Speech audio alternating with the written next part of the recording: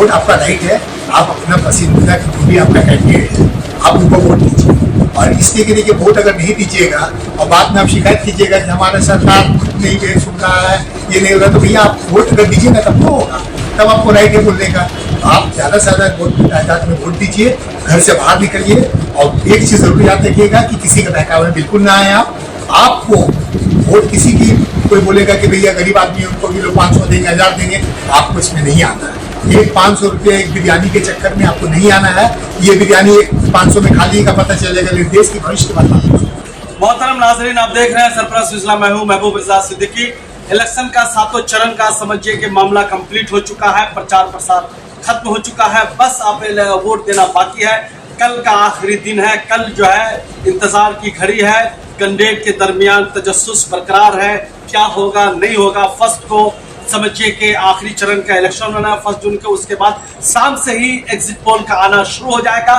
मगर साथ साथ समझ लीजिए जब 6 चरणों का इलेक्शन खत्म हो चुका है, उसके साथ ही मामला जो है कौन बनेगा सरकार, किसकी बनेगी सरकार, कौन बनेगा देश का वजीर आजम, और इंडिया अलायंस की सरकार आएगी या एनडीए की सरकार आएगी, मोदी जी प्रधानमंत्री तीसरी बार रह पाएंगे कि नहीं रह पाएंगे, इसलिए कि उन्होंने अपना सफर सर्वेंट नौकर से लेकर के भगवान तक का सफर तय कर चुका है।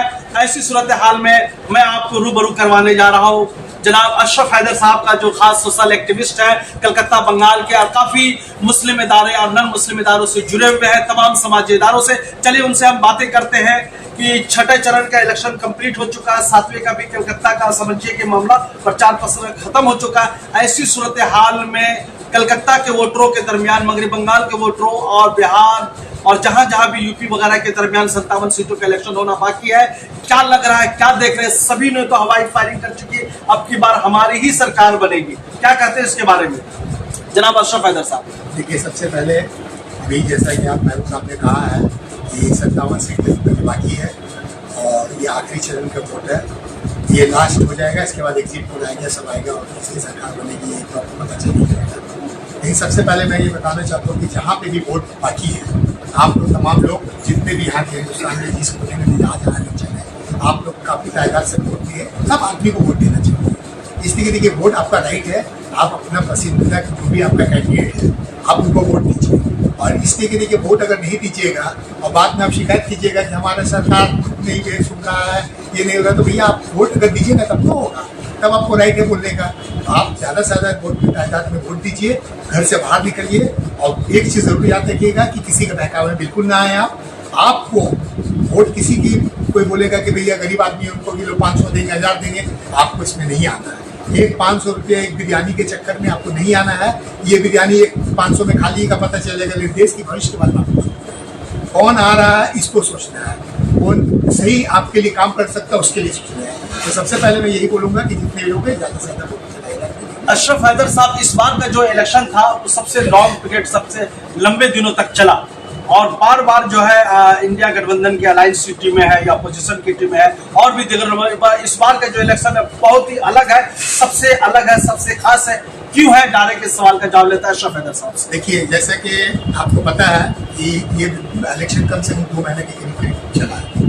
तो ये इलेक्शन जब हुआ था शुरू में, जब हम लोग मार्च में हम लोगों ने बैठते थे या बातचीत की कहीं भी हिंदुस्तान के किसी भी कोने में, तो आदमी लोग ये इत्मीनान थे कि भाई बीजेपी को तो आना ही है, बीजेपी को आने ही है। लेकिन बीजेपी ने एक नारा लगाया 400 पार। तो ये नारा का कहीं ना कहीं उनको फायदे का बगल में फायदा मिलने के वजह नहीं मिलने से ज़्यादा नुकसान हो रहा है। इसलिए कि इनके अपने एमपीज ने, कुछ एमपीज ने, जिसका मैं नाम लेना जरूरी नहीं समझता हूँ, आप लोग अकलमंद आदमी और लोग जानते ही हैं, तो इनके एमएलए ने बोलने कहा कि भाई अगर 400, इसलिए हम लोग मांगते हैं कि अगर 400 आएगा तो हम लोग संविधान को चेंज करेंगे, संविधान को चेंज कर देंगे। इसका असर ये हुआ कि अपोजिशन पार्टी ने काफ़ी अच्छी तरीके से इसको यूटिलाइज किया, और उसका असर ये हुआ कि दलित है या मुस्लिम है, ओबीसी है, ये लोग को लगा कि भाई वो संविधान ही चेंज हो रहा है। तो इसके वजह से मैं तो भाई अब यकीन मानिए, मैं बता रहा हूँ, काफ़ी लोग से हमारी बात हो रही जो 2 महीने में बोलते थे कि सरकार बनेगी बीजेपी की, अब वो बोलते हैं कि बीजेपी का सरकार 230 पे आगे बढ़ जाएगी। कोई तो बोलते हैं कि 200, कोई बोलते हैं 210। तो ये हमें लग रहा है कि 400 का जो गुगली इसलिए दिया गया था कि कम से कम 210-20 तक जाकर के आदमी तखमीना लगा ले। नहीं देखिए, ये बीजेपी हमेशा इनका एक रहा है, ये काफ़ी पार्टी के अंदर जो ऑर्गेनाइज पार्टी है इसमें कोई दो राय नहीं है। हिंदुस्तान में अगर सबसे ज़्यादा ऑर्गेनाइज पार्टी होती है तो बीजेपी है। तो इनका एक रहा है, इनका जो आपका क्या कहते हैं सोशल मीडिया भी काफ़ी एक्टिव रहता है। लेकिन ये बात जो हम लोग देख रहे हैं, सोशल मीडिया में बीजेपी ज़्यादा एक्टिव इंडिया वाले हैं, एनडीए से ज़्यादा एक्टिव इंडिया वाले हैं। आप किसी भी चैनल में इंडिया वाले को आप इंडिया अलायंस बता रहे हैं या इंडिया के आम जनता बता रहे हैं? नहीं, इंडिया अलायंस के बारे में बात कर रहा हूँ कि इंडिया अलायंस जो है काफ़ी एक्टिव रहा है।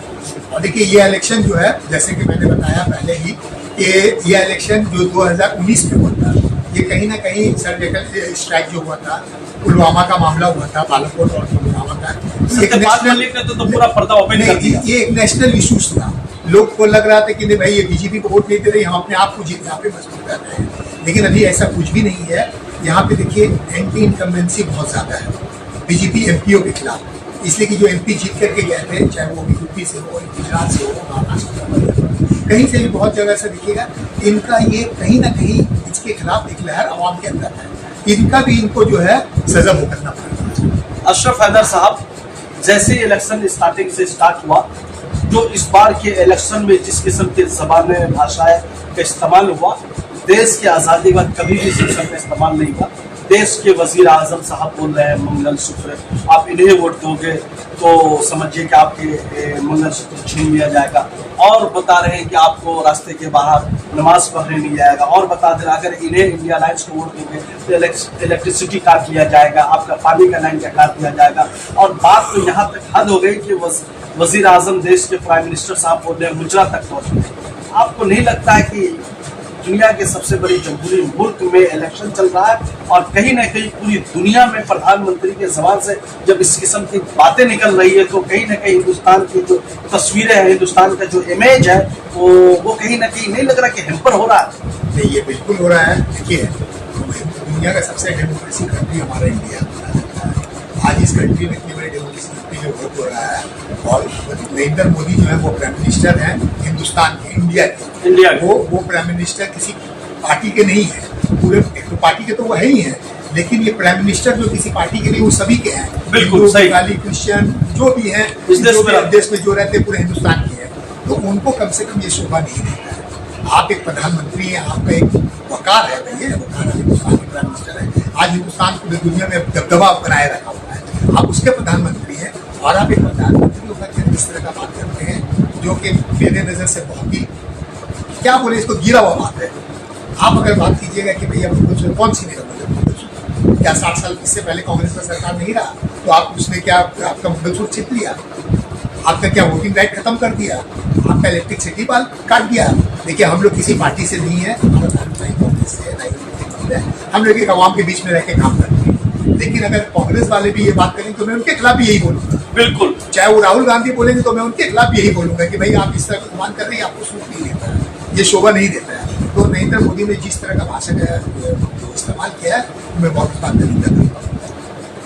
मोदी जी का प्रमोशन नौकर से लेकर के भगवान तक का सफर, 2014 में नौकर बन के आए, 2024 के इलेक्शन में भगवान हो गए, मैं भगवान अवतार, क्या करते? 2014 में जब आए थे उनका नारा था सर्वेंट, उसके बाद 2019 में जब आए थे उनका नारा चौकीदार, मैं चौकीदार। अभी जो आए हैं ये तो या आप ही समझ सकते हैं, होशियार आप लोग हैं, हिंदुस्तान के आवाम सरपंच के दर्शक नाजरीन आपको देख रहे, वो आपका जवाब सुनना चाहिए। वो इस तरह का बोलना कि भाई मैं नॉर्मल इंसान नहीं हूँ, मुझे भगवान ने अपना अवतार बना के भेजा है, तो ये आज के डेट में इस तरह का बात करना, तो बोलने का वर्ड एक वर्ड ही नहीं मिल रहा कि मैं इस बारे में क्या बोलूं। अवतार भगवान बन गए, गॉड बन गए, तो इलेक्शन लड़ने की क्या जरूरत है? सन्यासी लेकर के जाइए। नहीं है, समीप पात्रा ने कहा जगन्नाथ जगन्नाथ भगवान जगन्नाथ जो इनका है वो मोदी के भक्त है। अब आप सोचिए किस तरह से ऑर्गेनाइज करने की लास्ट में उनको यू टर्न लेना पड़ा, माफी मांगा कि स्लिप ऑफ टंग है। तो ये भाई स्लिप ऑफ टंग थोड़ी है, ये सोचिए समझे एक साजिश के तहत ये लोग बात कर रहे हैं। इससे कोई होना आना नहीं है। देखिए, हालात बहुत खराब है। आज पहले वाला हिंदुस्तान नहीं, हिंदुस्तान को दुनिया में डंका बचाना है। देखिए, एक बात बताते हैं, जो 10 साल बोलते हैं, 10 साल 60 साल 10 साल, भाई जब हिंदुस्तान को आज़ादी मिली थी 1947 में, उस वक्त हिंदुस्तान का क्या था? आज ये 10 साल में तो कुछ नहीं हुआ, ये तो 60 साल मैं मोदी को भी क्रेडिट देता हूँ भाई। ये जिस तरह से दुनिया डेवलप कर रहा है, इंडिया भी डेवलप कर रहा है, ये तो कॉमन सा बात है। डेवलप तो कर रहा है, पूरा दुनिया डेवलप कर रहा है, तो हम भी डेवलप करेंगे। तो इसमें 60 साल तक कुछ नहीं हुआ भैया। हिंदुस्तान जब आज़ादी हुआ तो अपना सूता एक सुई तक निकला। आज आप देख रहे हैं कि कंप्यूटर को कौन लाया। आपने गाड़ी यहाँ पे काफ़ी उस वक्त उसकी कचेरी की गई थी, उसका ये किया गया था कि भाई कंप्यूटर आएगा तो लोग, आज देखिए वही चीज़ सबसे ज़्यादा पूरी दुनिया में काम आ रहा है। तो ये हर सरकार लाता है। तो आप मैं मोदी जी से दरखास्त करता हूँ, अब तो इलेक्शन खत्म हो गया है, मैं सरप्लस के आगे इलेक्शन एक बाकी है, तो मैं अभी भी बोलता हूँ कि मोदी जी की आदि से बात नहीं रहती है। आप वोट मांगिए, आपने क्या काम किया है, किस तरह से करने लाए हैं या क्या करने वाले हैं, आप अपने एजेंडा बताइए, उसमें वोट मांगिए तो ज्यादा बेहतर है। अशरफ हैदर साहब, कुछ अहम सवाल ले लेते हैं। सवाल ऐसा है कि आपको एक वर्ड में सवाल का जवाब देना है या एक सेंटेंस में देना है। मतलब 1947 के बाद से ये सवाल स्टार्ट हो। पहला सवाल है कि आपका पसंदीदा वजीर आजम, प्राइम मिनिस्टर कौन है 1947 के बाद से अब तक? देखिए, प्राइम मिनिस्टर को जो आपका पसंदीदा हो, जो एक नाम बताइए। लेकिन मैं इंदिरा गांधी को बहुत मानता था। उसमें काफ़ी छोटा था, लेकिन मैंने उसके बाद भी मैंने जो उनका देखा है, इंदिरा गांधी का जो बॉडी लैंग्वेज था और जिस तरह से वो बोलती थी और उनका काम करने का तरीका था, तो मेरी वो favourite. Prime minister Indira Gandhi, Ashraf Haider sahab का पसंदीदा प्राइम मिनिस्टर। 1947 के बाद से अब तक का जो भी सवाल है उसके बाद क्या आपका पसंदीदा चीफ मिनिस्टर, वजीर आला? देखिए, वजीर आला तो बहुत सारे आए हैं। मुझे ज्योति बासुई मैं बहुत पसंद करता था, मैं देखने बहुत पसंद करता था। नहीं, किसी एक का नाम बताइए। नहीं, ये देखिए, एक सेंटेंस जो आपको पसंदीदा, पसंदीदा तो कई लोग हैं। नहीं, आज के डेट में मैं देखिए ऐसा है कि वक्त के साथ पसंदीदा होते हैं। एक टाइम आपका सचिन तेंदुलकर क्रिकेट बहुत था, हम उसके तरफ क्रिकेटर के तरफ भी आएंगे। आज विराट कोहली है और धोनी है, ठीक है ना। इसी तरह से आज के डेट में ममता बनर्जी को अपना, ठीक है, आपके पास आप आजाद है 1947 से लेकर आज तक किसी का भी नाम ले सकते हैं। आपका यूथ पसंदीदा लीडर पूरे देश भर में? राहुल गांधी। राहुल गांधी।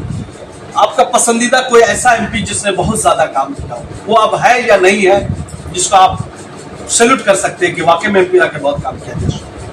देखिए, तो एक ऐसा नाम जो आपके जहन में कि गनी खान चौधरी के बारे में सुनते हैं और वहाँ पे लोग काफी वहाँ चर्चा होता है, आज तक चर्चा होता है। उनके खानदान के लोग आज भी इसी वजह कर गनी खान चौधरी के नाम से जाने जाते हैं और इलेक्शन जीतते हैं। तो जहाँ तक काम का है, मैं तो पूरे हिंदुस्तान में नहीं जाता हूँ, मैं बंगाल में रहता हूँ, मैं गनी खान चौधरी। आने वाले कल के लिए देश का प्राइम मिनिस्टर किसको देखना चाहिए? देखिए, हम लोगों तो जैसे ये लोग बोलते हैं, बीजेपी वाले और तमाम लोग बोलते हैं कि 60 साल हम लोगों ने कांग्रेस को देख लिया, अब 10 साल मोदी जी को देखा। मोदी जी को भी अब 10 साल हम लोगों ने देख लिया है। एक नया चेहरा को चाहते हैं। नया चेहरा में तो अभी राहुल गांधी के अलावा कोई नहीं है, तो हमारा मेरा पसंदीदा चॉइस राहुल गांधी। एक ऐसा लीडर बताइए जो कभी भी जो है बैलेंस की बात ना किया हो, इत्तेफाक इत्तेहाद की बात किया हो, भले वो बीजेपी में क्यों ना हो।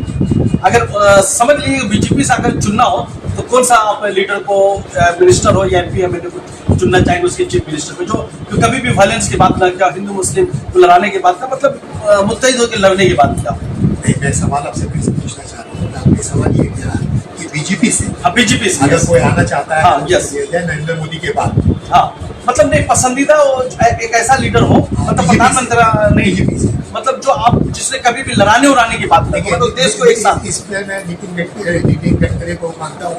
उसके अपने से जुबान से कभी मैंने सुना नहीं है कि भाई हिंदू मुसलमान ये हो। तो मेरे ख्याल से नितिन गडकरी मेरे लिए फेवरेट। नॉर्थ और साउथ बहुत हॉट सीट, क्या कहेंगे इस दोनों सीट के बारे में? देखिए, 2 सीट के बारे में जहाँ तक मेरा ज़ाती राय है और जो मैंने सर्वे किया, खुल करके भी नहीं बोलना है मगर आप बोल भी सकते हैं। जो सर्वे किया है, मुझे साउथ कलकत्ता से तो बाला राय का वजन ज़्यादा लग रहा है और कहीं ना कहीं सारा अलीम जो है वो बहुत मेहनत कर रही है, ठीक है ना, बहुत मेहनत कर रही है। अपनी मेहनत तो सभी करता है, जो खड़े होते हैं सभी करते हैं, लेकिन कहीं ना कहीं मेरा पल्ला भाड़ा, ये तो परसों ही समझ में आएगा, पल्ला जो भारी जो मुझे नजर आ रहा है वो बाला राय का आ रहा समझता है। नॉर्थ कलकत्ता से जहाँ तक है, ये बहुत ही कांटे की लड़ाई है, बहुत ही कांटे की लड़ाई है। इसमें जो लड़ाई है वो मैं डायरेक्ट बीजेपी और टीएमसी के बीच में देख रहा हूँ, मतलब सुदीप बंदोपाध्याय और आप पे जाकर के और लड़ाई के बीच में। चलिए, आखिरी लम्हा है, आखिरी सवाल है। हम चाहते हैं कि जो भी नाजरीन, जो भी हमारे और इस viewers- बारे में मैं नॉर्थ कलकत्ता में एक बात और बताना चाह रहा हूँ कि नॉर्थ कलकत्ता में जो पट्टी भट्टाचार्य खड़े हुए हैं जी, वो भी एक कमजोर नहीं, बहुत ही क्वालिफाइड पर्सन है, प्रोफेसर हैं, तो उनका छवि बहुत अच्छा है। लेकिन क्या है कि कलकत्ता में, बंगाल में कांग्रेस का उतना ग्रास रूट नहीं है, हाँ। इसलिए मैं उनको कांग्रेस वाले बोलते चुपचाप इस बार जो हाथ छाप नहीं आ रहा। खामोशी देखिए, अभी के साथ हाथ को मैंने कहा कि हिंदुस्तान में अपने सवाल किया था, तो मैंने कहा था कि हिंदुस्तान में इंडिया लाइन वाले जो बेन है वो काफी अच्छे टक्कर दे रहे हैं, जो हकीकत है वही बताया हूँ। यहाँ पे लड़ाई जो है ये दो पार्टी की। चलिए आखिरी की तरफ बढ़ रहे हैं। हम चाहते हैं कि सरप्राइज के नाजरीन दर्शक जो भी हमारे साथ आज से लेकर के 31 तक, फर्स्ट को भी देख रहे हैं, आप उनको वोट की अपील कीजिए। मैं सरप्राइज के जरिए आप तमाम लोगों से अपील करता हूँ कि आप लोग ज़्यादा से ज़्यादा तादाद में वोट दें। आपको वोट से निकलना है। आपको देखिए ऐसा ना हो कि सैटरडे संडे छुट्टी है, आप लोग पिकनिक मनाने निकल जाएं और वोट दें। वोट आपका देने का राइट है। आप ज़्यादा से ज़्यादा तादाद में निकलें। आप घर में बल करके अपने घर के तमाम फर्द से कहें कि चलो वोट देना है। ये भी एक बहुत बड़ा त्योहार के इलेक्शन के बिल्कुल बिल्कुल एक पर्व है, एक देश पर्व का हम लोग पर्व इसको है, मानते हैं, देश लोकतंत्र का पर्व है। बहुत बड़ा पर्व है। इस पर्व को आप लोग निकलिए, त्योहार की तरह मनाइए, घर में अच्छा खाना बनाइए, घर ही में रहिए, इलेक्शन में वोट दीजिए, अपने पसंदीदा कैंडिडेट को बनाइए। फिर मेरे पास बताओ, किसी को बहकावे मत आइए। आपको अपना पसंद, आप होशियार है, होशियार है, आपको अपना वोट देना है। आपको ये बहकाने में नहीं आना है कि भैया को 500 दे रहा है। बहुत सारे इलेक्शन के मौके पर होते हैं कि 5000, 100,000, ये एक टाइम का है, जिससे आप बिल्कुल भी इसमें ना आए और अपना ईमानदारी के साथ जो है आप अपना वोट दें। आखिरी बिफोर पोल, आफ्टर पोल, प्री पोल, पोस्ट पोल, क्या आपको कहीं भी जर्रा बराबर भी कोई अंदेशा है तशद्दुद, वायलेंस या किसी किस्म का हिंसा हो सकता है? मैं बंगाल की बात कर रहा था। देखिए, बंगाल में कुछ दिनों से कुछ इलेक्शन पहले तो अभी जो देख रहे हैं, बंगाल में हमेशा इलेक्शन के बाद तशद्दुद होता है। तो मैं यहाँ के अवाम से गुजारिश करना चाहता हूँ, आप एग्री करें, कांग्रेस करें, सीपीएम करें, कोई भी पार्टी करे, आपस में भाईचारगी रखें। बंगाल की तहजीब है, इस तहजीब को आपको कायम रखना है, ठीक है ना। यहाँ नेताजी सुभाष चंद्र बोस से लेकर करके ज्योति बासु से लेकर के ममता बनर्जी भी है, ठीक है ना। तो आपको एक बात को समझना होगा कि भाई यहाँ पे तशद्दुद के लिए कोई जगह नहीं है। जो आप लोग आपस में इलेक्शन खत्म हो गया, सब हम लोग भाई भाई, ये आपको लेकर के चलना है, ठीक है ना। और इलेक्शन में तशद्दुद होता है, इसके लिए पार्टी भी जिम्मेदार होते हैं, इसलिए कि वो कहीं ना कहीं ये चीज़, देखिए एक बात बता रही है, पहले बिहार में इतना होता था तशद्दुद, यूपी में होता था, वहाँ से ज़्यादा बंगाल में हो गया है। आखिर ये समझने की बात है क्यों हो रहा है, क्या ये यहाँ पे कोई साजिश के तहत होता है? तो आपको समझना होगा कि किसी तरह का यहाँ पे किसी को मौका नहीं देना है। हम तमाम लोग का ये स्टेट है, हमारा मुल्क है, हमारा शहर है, हमारा स्टेट को अमन और शांति, अमन का पैगाम रखना है और इस तरह का किसी भी तशद्दुद से परहेज करना है। बहुत बहुत शुक्रिया जनाब अशरफ हैदर साहब हमारे साथ जुड़ने के लिए। गुफ्तगू महबूब रजा सिद्दीकी के साथ आपने देखा कि हमने बहुत सारे सवालात पूछे, बहुत बेबाकी के साथ उन्होंने सवाल का जवाब दिया और सब चीज़ के बारे में बताया, देश भर के इलेक्शन के बारे में बताया, तशद्दुद के मुतालिक भी बातें की और ज़्यादा से ज़्यादा वोट देने की अपील की। बहुत बहुत शुक्रिया हमारे साथ जुड़ने के लिए कैमरामैन जिसान के साथ। Thank you very much. Welcome to K-Mall, a premium project by Kaleen Group. K-Mall is in the heart of Kolkata's electronic, garment and lifestyle hub, Khidirpur.